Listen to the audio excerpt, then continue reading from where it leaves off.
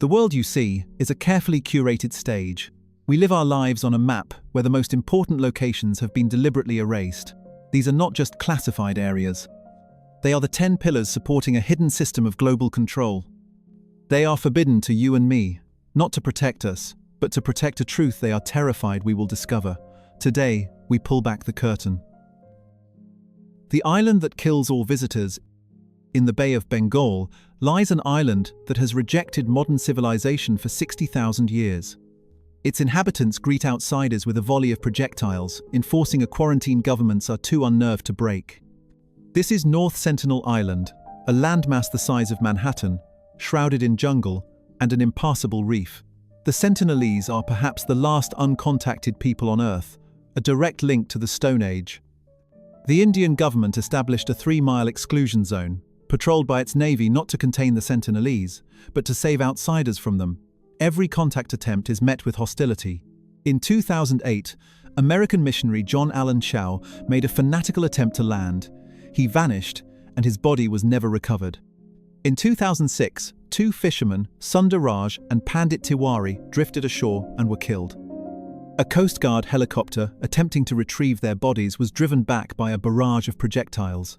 Officially, this isolation is a humanitarian act. The Sentinelese have no immunity to modern pathogens. A common cold could annihilate them. But this story masks a deeper question. Governments are not scrupulous about protecting tribes when resources are at stake. Yet North Sentinel, a strategic piece of land, is left completely undisturbed, its border absolutely enforced by the military. What if the quarantine isn't to protect the tribe, but to protect us from something on the island? For 60 millennia, this population has thrived, surviving tsunamis that devastated their neighbors. They are not a fragile people, they are survivors, guardians. We know nothing of their beliefs, language, or the secrets they have kept since the dawn of humanity. The impenetrable jungle creates a black spot on the map that technology cannot pierce. The Sentinelese are not trapped, we are locked out. They need nothing from us, and their rain of arrows is an unambiguous message.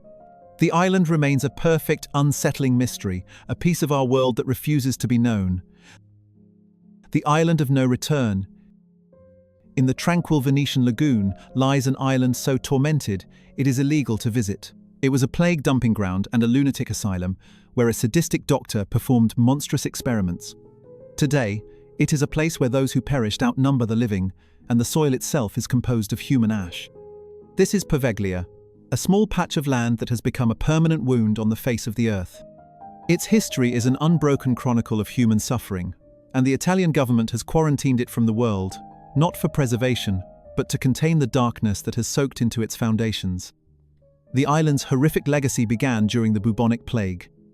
When the pestilence overwhelmed Venice, Poveglia was transformed into a lazaretto, a dumping ground for the infected.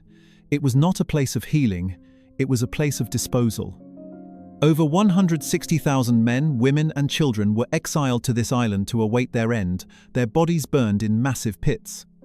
The fires burned for so long that the soil became a thick, grey paste of charred bone and human remains. Fishermen to this day refuse to cast their nets near its shores for fear of pulling up the bones of the plague victims that still litter the shallow waters. When the plague subsided, a new layer of horror was built atop the ashes. In the early 20th century, a mental hospital was constructed on the island, a place of isolation for the psychologically distressed. The patients were not treated, they were tormented. They reported hearing constant whispers and seeing spectral figures of the plague victims, but their cries were dismissed as madness. The asylum was run by a doctor who, driven by a cold, scientific cruelty, performed monstrous experimental procedures on the patients he held captive. He used primitive tools to conduct lobotomies and other torturous operations in the asylum's bell tower, seeking the physical source of their madness. The island eventually passed its own judgment. The doctor himself began to complain of the same whispers, the same spectral figures his patients had described. He was driven mad by the island's tormented spirits. He ascended the bell tower, not to perform his work, but to escape the phantoms, and was propelled from the balcony to the ground below. A nurse who witnessed the fall claimed he did not perish from the impact. Instead, a misty shadow emerged from the ground, extinguishing his life. Today, the island is strictly forbidden. The government's ban is absolute. This is not a structural precaution. It is a paranormal quarantine. Every paranormal investigator who has managed to gain illicit access has fled, reporting overwhelming phenomena. They have recorded disembodied voices screaming in Italian, spectral figures captured on thermal cameras, and a palpable sense of malevolence that causes physical illness. The island is not haunted. It is a conscious entity, an open sore of negative energy that infects anyone who sets foot on its shores. The shrine that erases itself. In a sacred forest in Japan lies the country's holiest site, a place so secret that no member of the public has ever seen inside. Every 20 years, it is completely demolished and rebuilt from scratch. This is not a ritual of renewal, it is a systematic ritual of erasure, designed to protect the divine secret at its core. This is the Ise Grand Shrine, a vast complex of over 125 shrines, considered the spiritual home of the Japanese nation. Its inaccessibility is absolute. The public is kept hundreds of yards away. The main shrine itself is hidden behind 4 sets of high, solid wooden fences, impenetrable. Photography is forbidden. Flight over the shrine is restricted. Access to the central compound is granted only to the Emperor and Empress of Japan and a handful of the highest-ranking Shinto priests, who are themselves subject to vows of silence. This extreme secrecy is not to protect a building, but to protect an object. The inner shrine is said to house the Yata no Kagami, or the Sacred Mirror, one of the 3 imperial regalia of Japan. This mirror is the physical embodiment of the sun goddess Amaterasu. But this is not a simple bronze mirror. It is an artifact of unknown origin and power, a relic so sacred or so dangerous that no one, not even the emperor, is permitted to look upon it. The mirror is the single most protected object on the planet, and the shrine complex is its containment system. The most baffling part of this system is the ritual of Shikinen Sengu. For over 1,300 years, every 20 years, the shrine buildings are completely dismantled.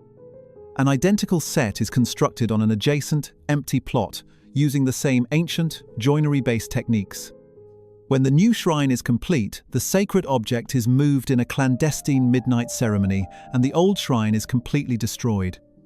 The official explanation is that this costly, impossibly laborious tradition symbolizes the Shinto belief in purity, renewal, and the transmission of ancient crafts. This is a beautiful and elegant lie.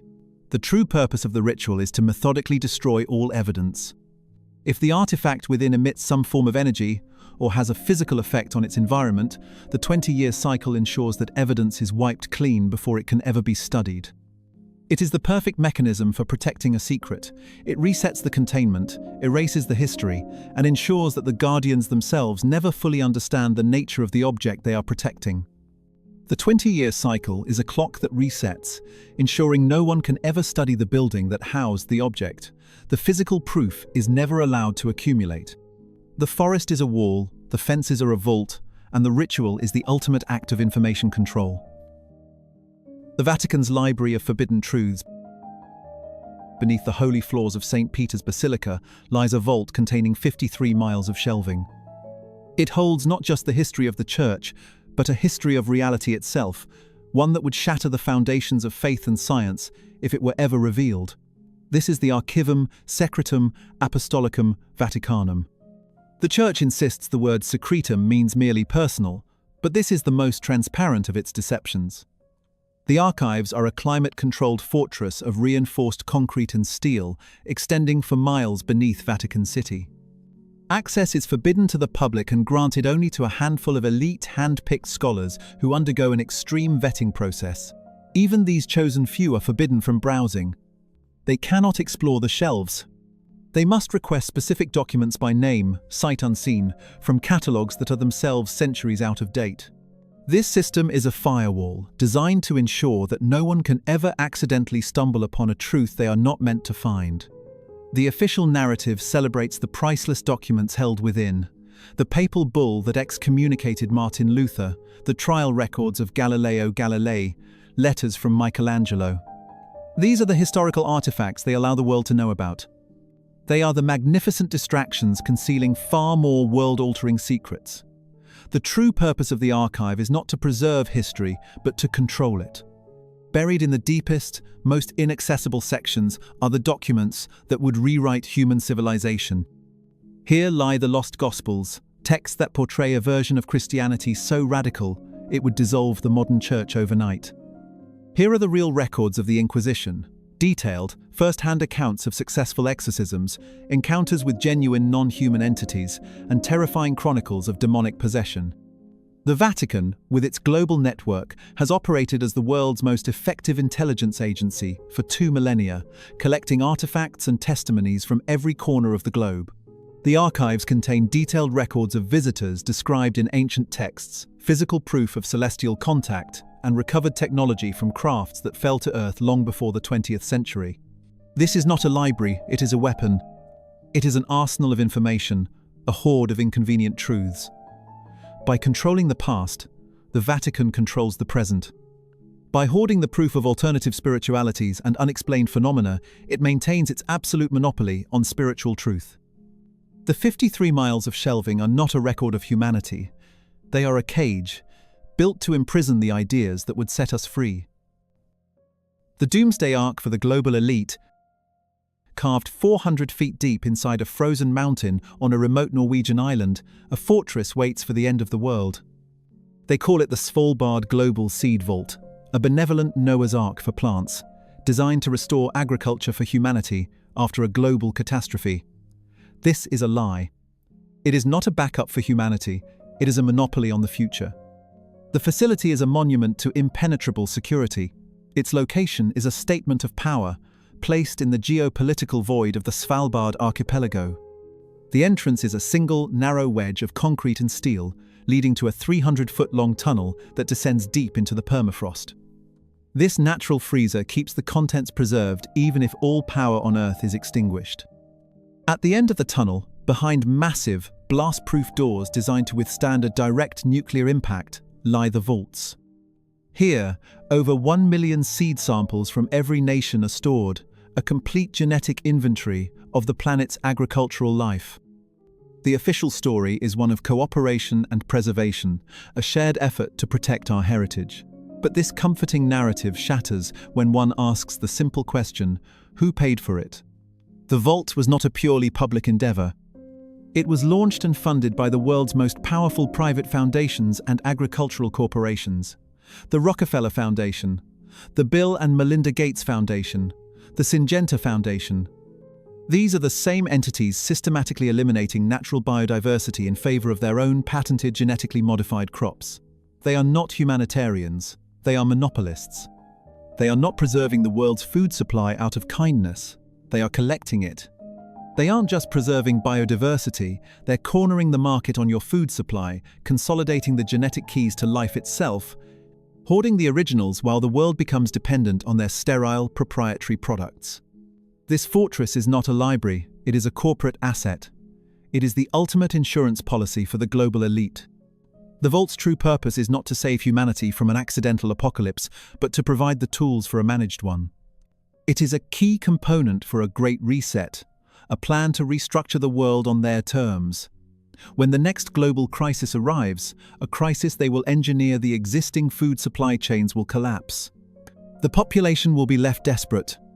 At that moment, the owners of the vault will emerge as the planet's saviors. They will possess the only viable, original seeds on Earth. They will decide who eats and who starves. They will decide which nations are rebuilt and which are left to the ashes. This is not preservation. It is the greatest consolidation of power in human history. The vault in the Arctic is not a lifeline for the world.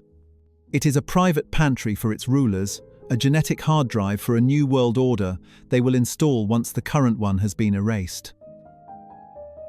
The shadow government's apocalypse bunker, hidden inside a mountain in Virginia, is a fully functioning city waiting for the end of the world.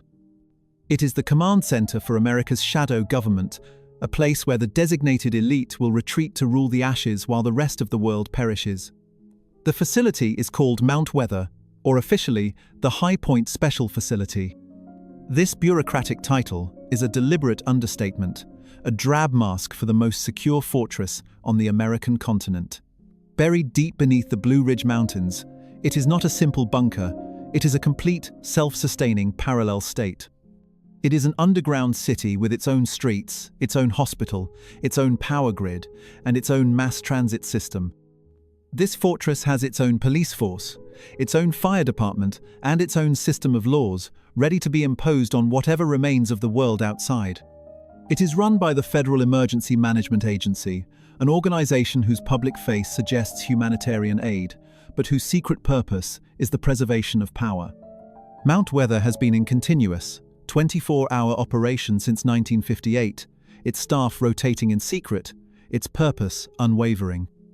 The official justification for this subterranean city is continuity of government. This is a carefully chosen phrase. It does not mean continuity of society. It is not designed to save the population. It is designed to save the power structure. The facility's function is to ensure that no matter what catastrophe unfolds, nuclear war, asteroid impact, or total societal collapse, the hierarchy of control remains intact. This is not a theoretical plan. On the morning of September 11, 2001, as the attacks on Washington and New York unfolded, the shadow government was activated. Key congressional leaders were airlifted by helicopter and evacuated to Mount Weather, removing them from the chain of command. While the nation reeled, the parallel state took control, proving that it is not a contingency, but a cold, active reality. This facility is not for you. It is not for your family. Access to Mount Weather is determined by a pre-selected list, a secret registry of the elite known as the Continuity of Government list. This is not a roster of the nation's best and brightest. It is a list of high-level politicians, military leaders, and corporate executives deemed essential to maintaining the hierarchy. For the general population, the Federal Emergency Management Agency offers paper pamphlets on how to cope with disaster. For the elite, it offers a mountain. This mountain fortress is the dark secret at the heart of the American promise, that in the end, the system is designed not to protect the people, but to protect itself from them, ensuring that even a civilization-ending event cannot disrupt the established order. The accidental paradise hiding a secret war. It is the most heavily fortified border on Earth, a 155-mile-long scar designed to keep two worlds apart. This narrow strip of land bristles with landmines, tank traps, and soldiers on a permanent hair trigger. But in this designated no-man's land, an impossible paradox has occurred. Nature has returned in a way that is almost supernatural. This is the Korean Demilitarized Zone, a 2.5-mile-wide buffer that has been forbidden to human civilization for over 70 years. In our absence, the ecosystem has rewound time, transforming the most dangerous place on the planet into its most pristine wilderness. The official story is that the demilitarized zone is an accidental paradise, an unintended ecological preserve. This comforting narrative is celebrated by the world. In the overgrown forests and pristine wetlands, critically endangered species like Asiatic black bears and Amur leopards have found a sanctuary. Red-crowned cranes use the zone as their undisturbed nesting ground. This idyllic image of nature's reclamation, however, is a complete illusion. It is a green mask hiding a place of constant, subterranean conflict. The tranquility is a lie. The war simply moved underground. While the world marvels at the vibrant ecosystem, North Korean forces have been engaged in a massive, decades-long project to bypass the border by digging clandestine infiltration tunnels. These are not small, primitive burrows. They are sophisticated feats of engineering, designed for a full-scale invasion. The third tunnel of aggression, discovered in 1978, is large enough to move 30,000 armed troops per hour, along with heavy artillery, placing them less than 30 miles from Seoul. The official narrative frames these as isolated, failed attempts from a bygone era. This is a deliberate deception. These 4 tunnels are not the only tunnels, they are merely the ones the South admits to finding. Military defectors and intelligence analysts warn of at least 20 more, a vast, secret network of subterranean highways aimed at the heart of the South. The demilitarized zone is not a solid border, it is a porous sieve, and the ground beneath the peaceful cranes is hollow. The theater of deception extends above ground. On the northern side of the border sits Kijong-dong, the propaganda village. It is a pristine, modern town, brightly lit. But it is a ghost town. Telescopic lenses reveal the buildings are hollow concrete shells lacking window glass or interior rooms. The lights operate on an automatic timer. The only sounds are propaganda broadcasts blaring from massive loudspeakers. It is a city built for no one, a false reality constructed to project an illusion of prosperity. It is the perfect symbol for the demilitarized zone itself, a fragile facade covering a conflict that never truly ended. The secret forest, where the elite play God. Every summer, the most powerful men in the world, presidents, chief executive officers, and media moguls gather in a secluded redwood forest in California. They perform bizarre pagan rituals before a 40-foot stone owl, making decisions that will shape the fate of the globe in absolute secrecy. This is the Bohemian Grove, a 2,700-acre private compound north of San Francisco. It is not a retreat, it is a shadow capital, a place where the global elite go to reinforce their power, far from the eyes of the public they are meant to serve. The guest list is a roster of the planet's ruling class. For over a century, every Republican president since Calvin Coolidge has been a member. They are joined by directors of the Central Intelligence Agency, secretaries of state, international bankers, titans of industry, and the owners of the media corporations that shape public opinion. This is not a vacation, it is a summons. It is a gathering of the men who own and operate the world, a place where they can speak freely without the pretense of democratic accountability. The club's official motto is, "Weaving spiders come not here," a poetic phrase meant to imply that worldly concerns are left at the gate. This is the Grove's most profound and cynical deception. The Grove is precisely where the real business of the world is conducted. It was here, in 1942, that the plan for the Manhattan Project was finalized in a casual lakeside talk. It was here that presidential candidates, from Eisenhower to Nixon, were vetted and approved by the corporate and political power brokers long before the public ever cast a vote. The most sinister event of the encampment is the opening ceremony, the cremation of care. As darkness falls, the members, dressed in dark robes, gather at the base of the massive stone owl, an idol they refer to as Moloch. As ominous music plays, a small boat carrying a bound effigy representing dull care is floated across the lake. A high priest, in a chilling ceremony, declares that the worldly concerns of the members must be banished. The effigy is then placed upon a stone altar and set ablaze, a mock human sacrifice to the pagan god. They frame this as a theatrical stunt, an elaborate fraternity play. But it is a genuine pagan ritual, a dark bonding ceremony that unites these men in a shared, bizarre transgression. This ritual is the psychological price of admission. It binds them together, ensuring their loyalty to the Grove and its secrets above all else. The decisions that will affect the lives of billions are made here, in a dark forest, by men in robes, chanting before a stone idol. The Grove is the ultimate expression of power, a place where the laws of society are suspended, and the men who rule the world are hidden by the ancient trees, protected by an oath of absolute silence. The all-seeing eye in the Australian desert. In the dead heart of Australia, 700 miles from the nearest major city, sits a secret American base so powerful it acts as the planet's central nervous system. Officially known as the Joint Defense Facility Pine Gap, it is presented to the world as a simple satellite relay station. In reality, it is a weapon of total information dominance, listening to every word and watching every move. The facility is a massive complex of computers and antennae, instantly recognizable by its cluster of spectral white radomes. These structures are the core of the Achilon program, a clandestine surveillance network that vacuums global communications. Every phone call, every email, every text message, and every financial transaction is intercepted, filtered, and analyzed by the artificial intelligence systems buried deep beneath the red desert sand.